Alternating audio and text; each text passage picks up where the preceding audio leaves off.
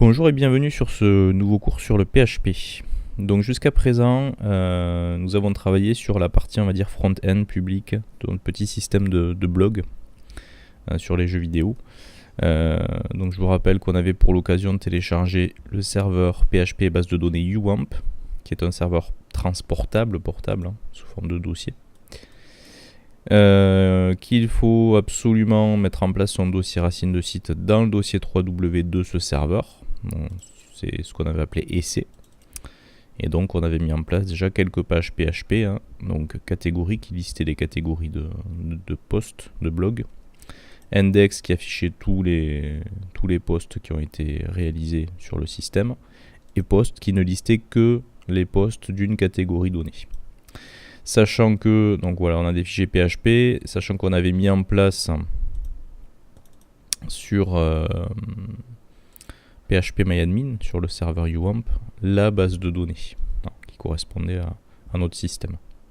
Donc ce qu'on va voir maintenant, c'est de quelle manière on peut mettre en place une petite partie privée, un back-end, qui après connexion, après identification, vous permettra donc de rajouter des messages, de supprimer des vieux messages, de modifier des messages déjà publiés. Donc une administration, on va dire, simple d'accès, qu'on n'ait pas besoin, comme on a fait au départ, d'aller sur PHPMyAdmin pour rajouter des informations dans la base. Non. Donc pour ça, on va user et abuser des formulaires en HTML et derrière des requêtes SQL pour faire les modifs au niveau de la base. Alors la toute première étape va consister dans le dossier 3W et notre dossier racine de site de mettre en place un nouveau dossier qui sera le dossier de la partie back-end. On peut l'appeler back-end, on peut l'appeler administration, admin, c'est comme vous voulez. Bon, on va l'appeler back-end. Et c'est à l'intérieur donc de ce dossier qu'on aura toute la partie privée du site. Et notamment la page index, qui sera la première page qui apparaîtra quand on tapera l'adresse /backend pour accéder à notre partie privée. Et donc cette page index, dans un premier temps, il va falloir qu'elle contrôle l'identité de la personne qui veut se connecter. Donc c'est pour ça qu'il nous faudra à l'intérieur de cette page index un formulaire avec une zone pour saisir l'identifiant, une zone pour saisir le mot de passe et un bouton pour valider. Et en gros, derrière, le traitement en PHP consistera à vérifier si dans la base de données, on retrouve les mêmes informations que celles qui ont été saisies dans ce formulaire. Alors pour rappel, au niveau de la base de données, on avait créé une table auteur qu'on va utiliser aussi comme table d'utilisateur pour accéder au back-end. Un auteur, c'est celui qui va proposer des nouveaux articles, voire modifier des articles existants. Donc, pour info, dans cette table auteur, me semble-t-il, on avait créé le champ ID auteur, donc l'identifiant de l'auteur, l'identifiant de connexion. On avait créé aussi le champ nom de l'auteur. Hop, auteur. Donc ID auteur, le nom de l'auteur, son email et son mot de passe. Donc nous on vérifiera que l'identifiant saisi correspond bien à ce qui se trouve dans ID auteur et idem pour le mot de passe. Alors le mot de passe normalement il est censé être d'ailleurs crypté en MD5 ou SHA1. Donc ce que je vais faire, c'est que je vais remplacer Toto par la version cryptée de Toto. Alors, je vais faire une petite coupure dans la vidéo, je génère le mot de passe en version cryptée et je le modifie dans la base et je reviens vers vous tout de suite. Donc la version cryptée de Toto, la voilà, avec le SHA1, le système d'encryptage. Alors pourquoi SHA1? Parce que le MD5 il est un petit peu moins fiable à l'heure actuelle, enfin, il est même bien moins fiable, donc il vaut mieux plus trop l'utiliser. Donc ça c'est l'équivalent de Toto encrypté par mon serveur en SHA5. Alors au passage, pour encrypter, il faut juste utiliser la fonction SHA1 et lui passer entre parenthèses la valeur de la chaîne de caractères à crypter. Donc maintenant dans ce back-end, je vais donc créer un nouveau fichier que je vais appeler index, ce serait la première page de mon back-end. Et dessus, je vais tout simplement mettre en place déjà le squelette de site de manière classique. Quand je reprends ça, je m'embête pas pour aller un petit peu plus vite. Là, je vais mettre back-end identifiez-vous ou identification.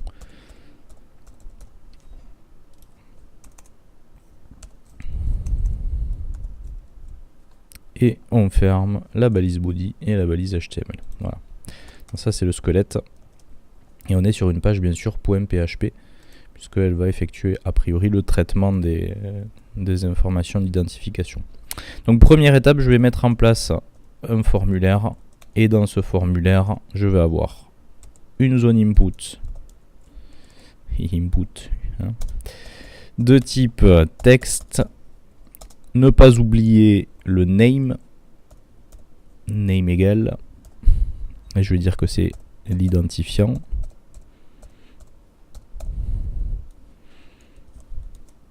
Et alors je pourrais mettre le placeholder aussi.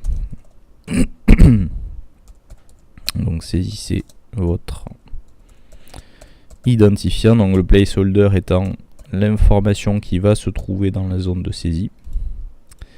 Et un input type password name égale MDP pour mot de passe, je simplifie. Et enfin un input type type égale submit value égale se connecter. Donc voilà à quoi ressemblerait le formulaire. Alors je pourrais mettre DBR, faire des retours à la ligne ou les inclure dans un paragraphe ou en faire en CSS des display blocks. Bref, en tout cas pour y accéder, vous allez taper donc localhost slash, alors même que localhost est suffisant. Vous allez ensuite dans votre dossier essai. Donc là vous voyez la page d'index du dossier essai, mais vous c'est le back-end qui vous intéresse, donc il vous faut taper en haut /backend pour accéder au contenu du dossier back-end, et là c'est la page index.php qui va s'afficher d'entrée de jeu. Donc on a bien le formulaire avec saisissez votre identifiant. Alors j'ai oublié de mettre pour le mot de passe le placeholder, donc je vais le rajouter de suite. Donc saisissez votre mot de passe.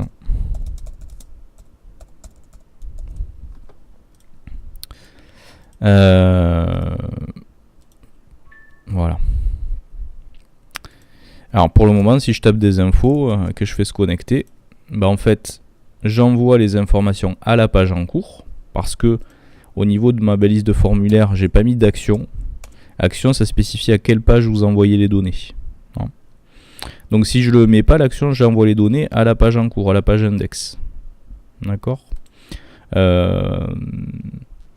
Donc c'est comme vous voulez, soit on fait le test dans la page en cours, ou on envoie les données à une page de traitement.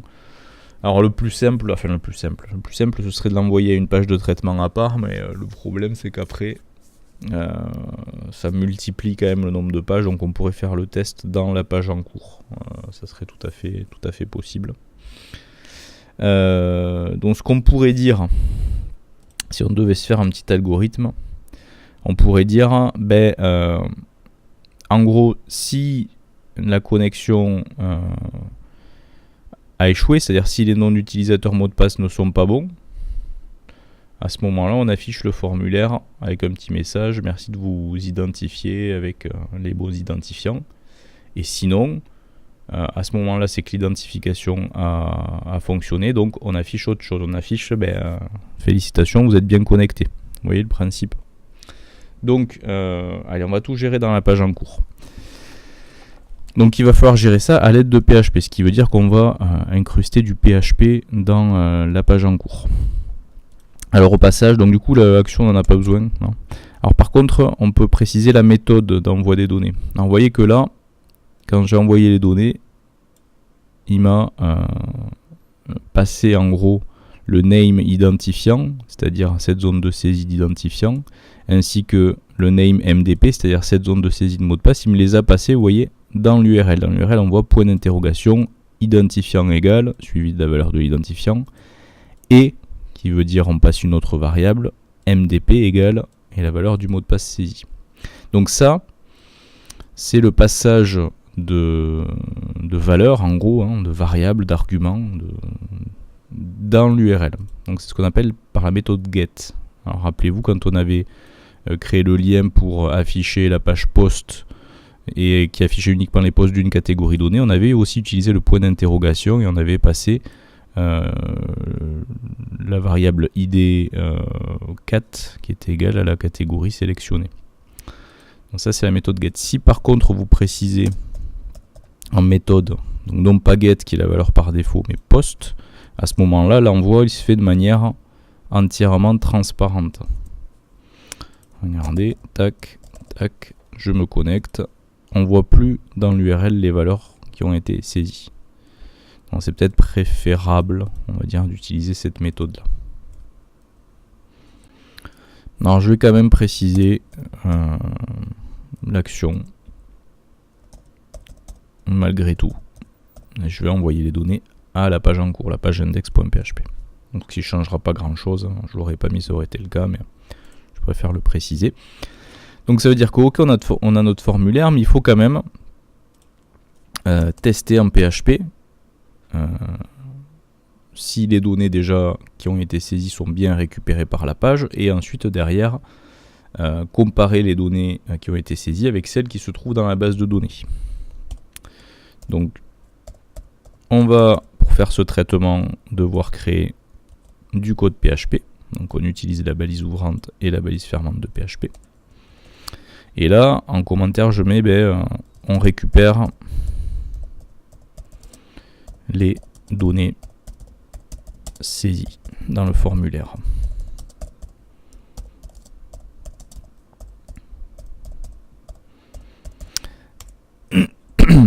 Alors, comment on récupère les données saisies dans le formulaire? On va toujours, quoi qu'il arrive, créer des variables. Alors en PHP, on crée les variables en utilisant le caractère $, suivi du nom qu'on donne à la variable qu'on crée. Donc par exemple, je vais créer une variable identifiant saisie, qui en gros aura pour valeur l'identifiant qui a été tapé dans la zone de saisie de l'identifiant du formulaire. Donc pour ça, je dis que cette variable-là que je crée, elle va être égale à l'identifiant récupéré du formulaire. Et comment on récupère l'identifiant du formulaire? Vous avez deux manières. Si vous avez utilisé la méthode non pas post mais get ici, à ce moment-là, vous allez utiliser la fonction $_get en majuscule, et entre crochet et non pas accolade, et entre guillemets simple ou double, le name qui correspond au niveau du champ du formulaire. Donc là ce serait le identifiant.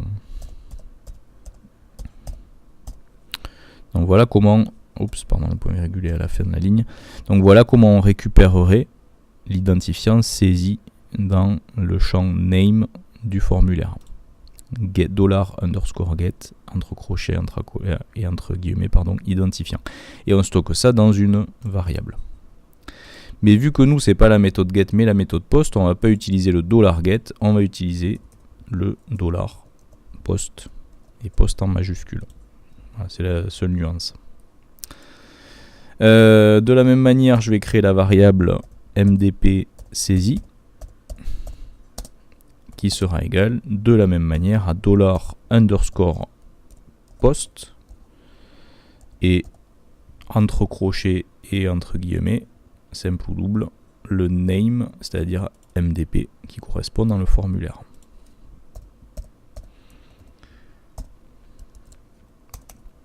Et pour vérifier, on va afficher les variables identifiant saisie et $MDP saisie pour voir si ça a marché. Donc on va utiliser pour ça la fonction echo et on va faire un echo donc de identifiant,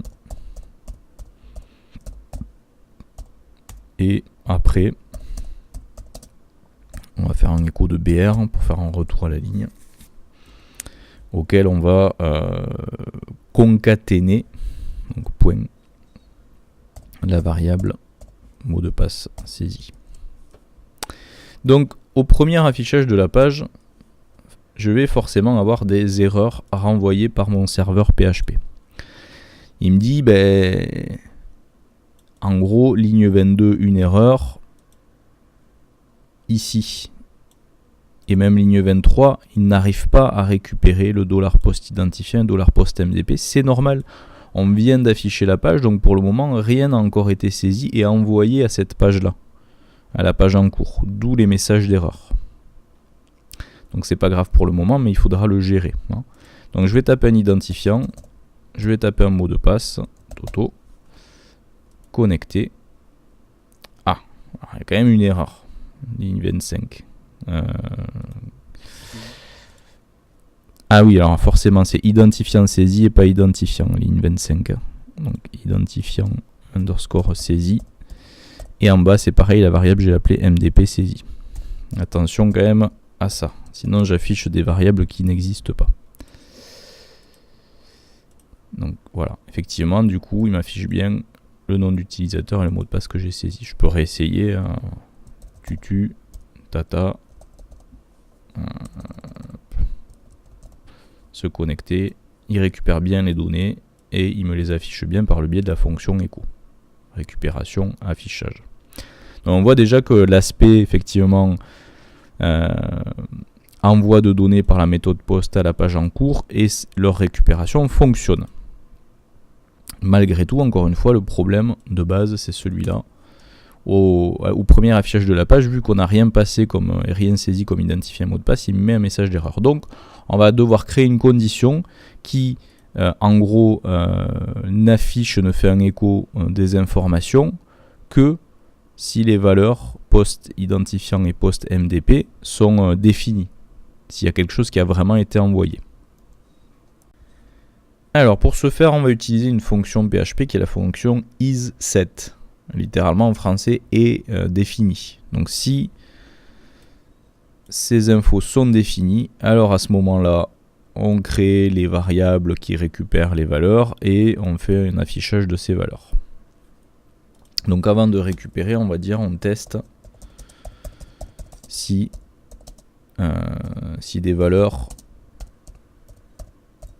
ont été soumises à la page. Donc si des valeurs ont été envoyées à la page.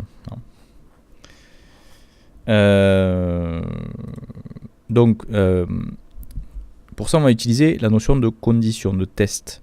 Il me semble qu'on avait déjà un petit peu parlé de ça au niveau du JavaScript, du jQuery. Mais c'est un peu le même principe en PHP. On a le mot-clé if, la structure if. Si, entre parenthèses, quelque chose, alors qu'est-ce qu'on fait? Et ce qu'on fait, on le met entre accolades.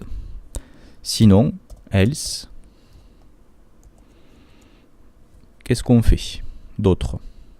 Donc là, on va dire que si des valeurs ont été soumises à la page, c'est-à-dire si post identifiant est défini et mot de passe est défini, alors on fera un écho de ces valeurs.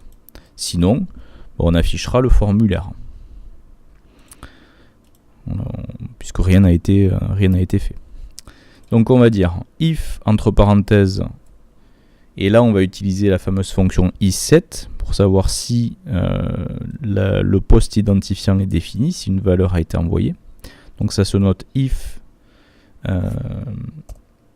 isSet, donc ISSET, entre parenthèses, et qu'est-ce qui est défini? Si ça est défini. Donc en gros, si l'identifiant a été saisi et envoyé. Mais il faut aussi en même temps que le mot de passe ait été envoyé. Donc ça se note et.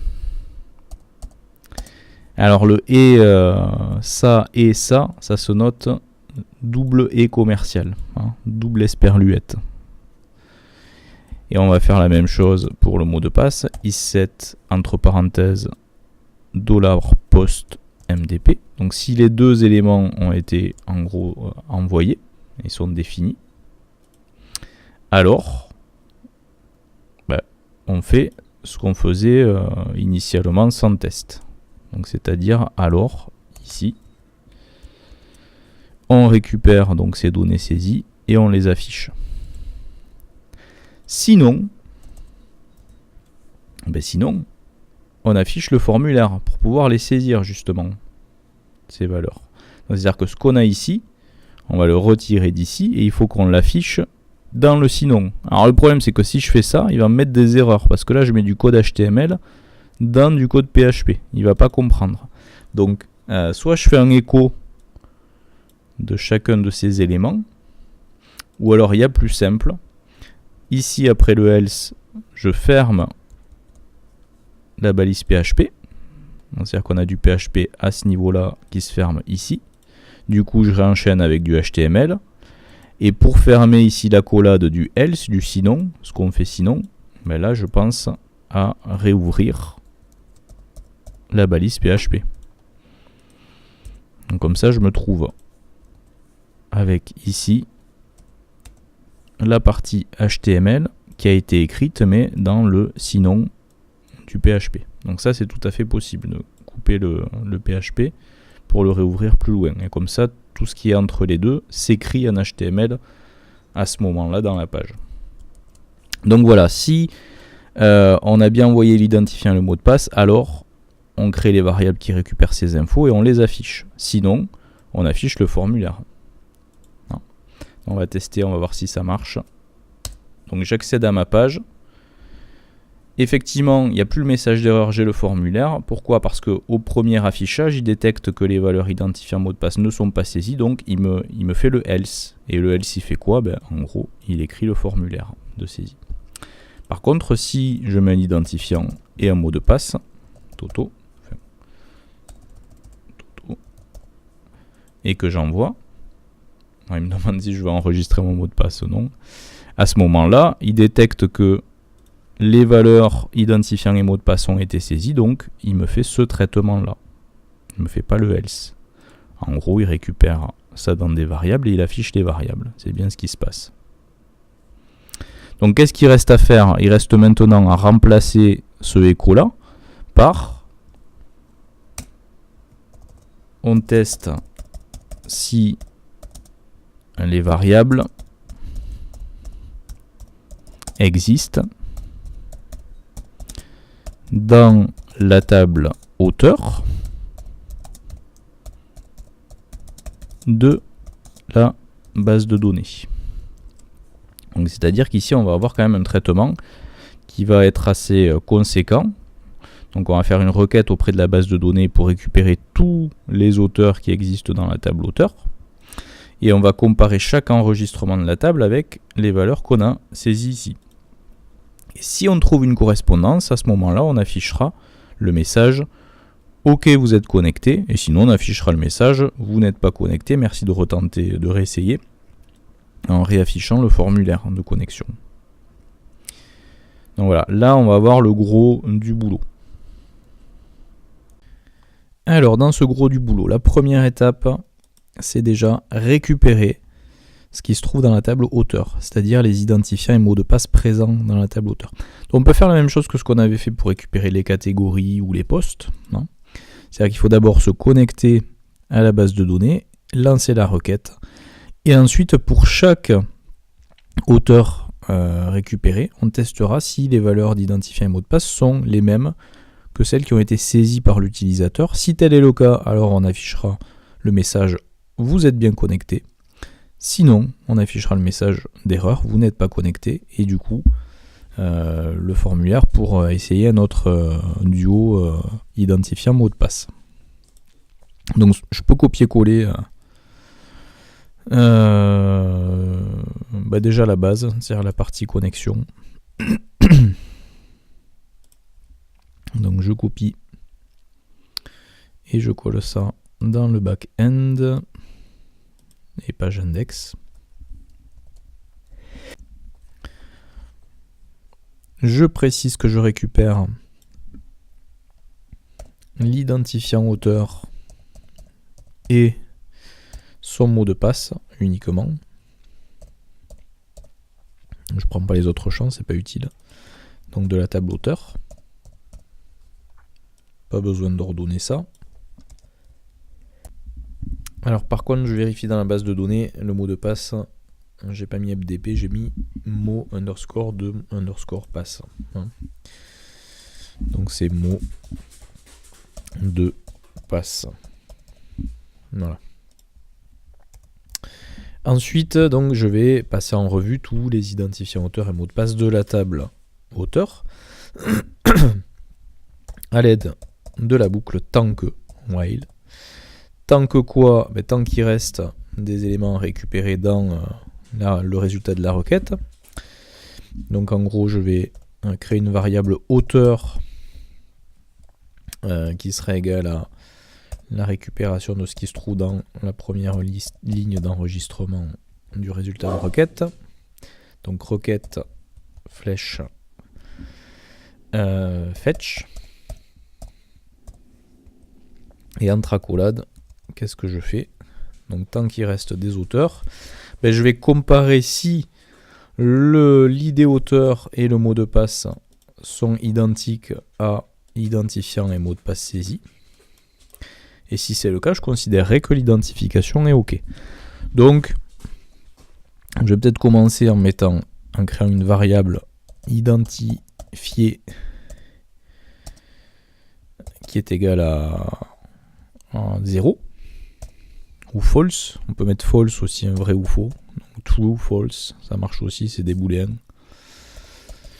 Je peux mettre ça ou égale 0. En gros, c'est pour dire qu'au début, on n'est pas identifié. La variable identifiée que je crée pour l'occasion, je la mets à 0. Je dirais que si le duo ID auteur mot de passe est identique à identifiant saisi mot de passe saisi, identifié passe à 1. On va dire que je suis identifié.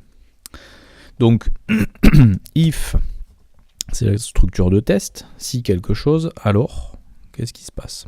Si ce qui est récupéré de la ligne en cours pour l'auteur en cours de la table auteur, donc c'est-à-dire auteur de ID auteur est égal, alors l'égal de comparaison se note égal, sinon c'est un égal d'assignation, c'est pas la même chose. Donc si le auteur de la table est égal à l'identifiant saisi par l'utilisateur, alors deux fois et commercial, que c'est la même chose pour le mot de passe, c'est-à-dire que auteur de mot de passe est égal à mot de passe saisi. Je vais copier-coller pour aller un peu plus vite. Tac, tac. Donc ça c'est le mot de passe de la base. Est égal donc à mot de passe saisi par l'utilisateur. Donc ça veut dire que l'identifiant et le mot de passe saisi matchent avec ce qui se trouve dans la table. Donc l'identifié passe à 1. On dit qu'on est identifié. Donc identifié égale 1 ou identifié égale true. Ça marche aussi. Et on sort de la boucle. Donc il se peut que l'identifié ne passe jamais à 1 si effectivement ce qui a été saisi par l'utilisateur n'est pas correct. Et ensuite, on va dire if, si identifié est égal, donc égal de comparaison à 1, alors on affiche le message, vous êtes identifié.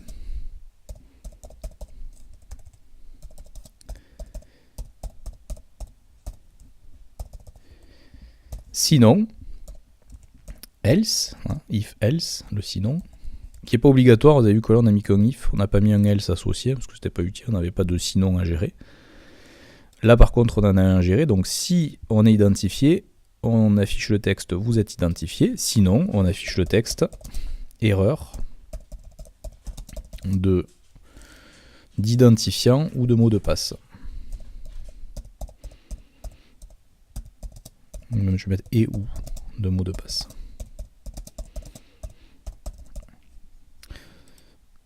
Et normalement, on va tester, mais ça devrait fonctionner.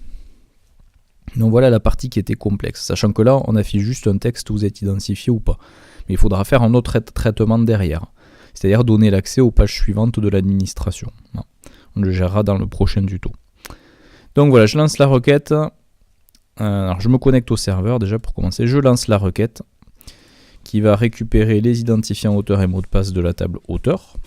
On crée une variable identifiée qu'on met à faux, à 0. On n'est pas identifié pour le moment. Tant qu'il y a des auteurs dans la table auteur, on teste si l'auteur en cours et son mot de passe sont égaux à ceux qui ont été saisis. Si c'est le cas, on met identifié à 1, c'est-à-dire qu'on est identifié. Sinon, on ne fait rien. Et derrière, on teste si identifié vaut 1, c'est qu'on est identifié. Sinon, c'est qu'il y a une erreur de mot de passe.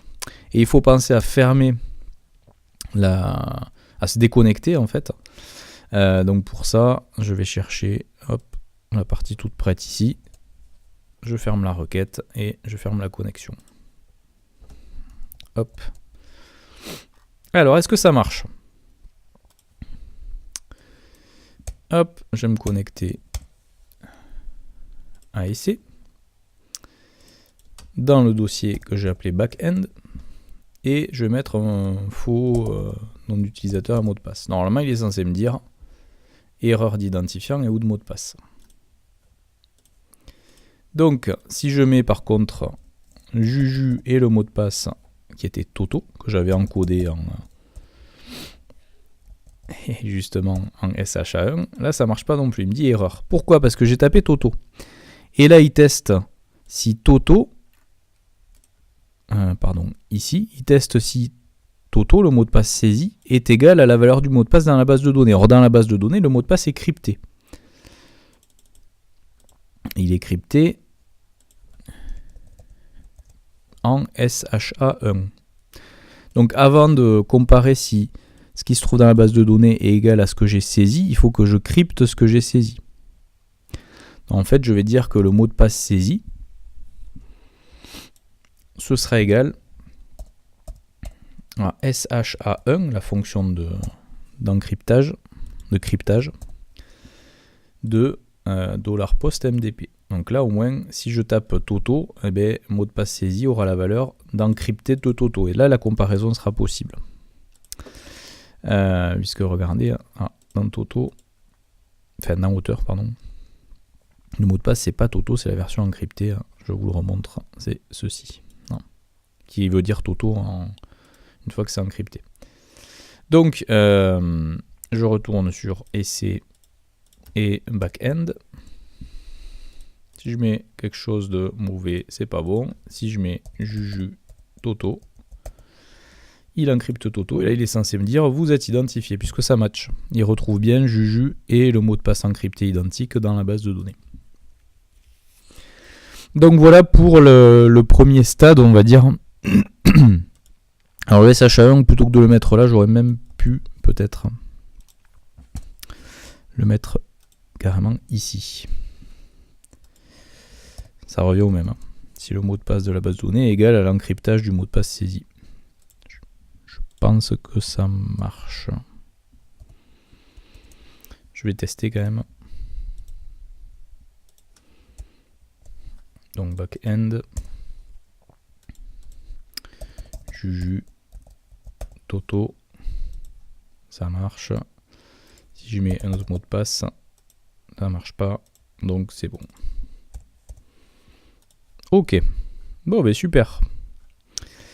Donc voilà, peu importe où vous mettez le SHA1, soit dans la comparaison, soit vous l'encodez directement ici, ça marche, les deux fonctionnent. C'était pour tester. Donc voilà, maintenant il nous restera à faire varier ce qu'on affiche si on est identifié ou ce qu'on affiche autrement si on ne l'est pas. Donc on se retrouve très prochainement pour la suite de ce tutoriel sur la partie back-end de ce petit site, de ce petit blog. A très bientôt, au revoir.